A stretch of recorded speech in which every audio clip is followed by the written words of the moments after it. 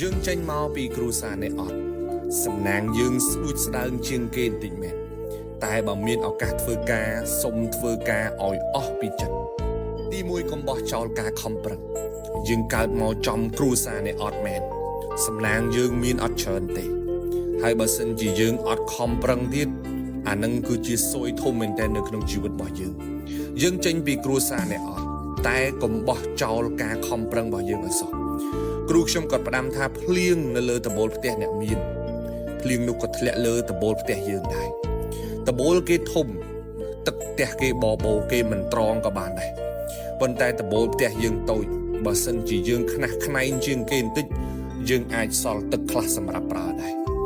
យើងចេញពីតកូលអ្នកខ្សត់សំណាងយើងគឺស្ដួចស្ដើងជាងគេទៅហើយឱកាសយើងក៏តិចតួចជាងគេដែរប៉ុន្តែបើយើងផ្ដេកផ្ដួលមិនចាប់យកឱកាសតូចទាំងអស់នឹងយើងអត់ខ្វល់ជាមួយវាទៀតអានឹងសំណាងយើងនឹងវារត់តខើយទៅទៀតឬក៏លែងមានក៏ថាបានយើងខ្សត់ទ្រពតែកុំឲ្យខ្សត់ការខិតខំប្រឹងប្រែងសោះទី2កុំបោះចោលគំនិតវិជ្ជមានរបស់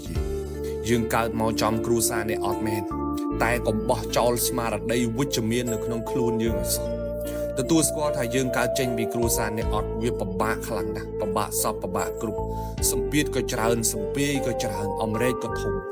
តែការគិតអវិជ្ជមានវាអត់បានជួយយើងឲ្យធូរស្បើយទេទៅចាំអ្នកខ្លះចាប់កាន់ការងារភ្លាមនឹកឃើញដល់រឿងអវិជ្ជមាននឹងចូលផ្លែតតែម្ដងក្រគេមើងងាយក្រគេរើសអើង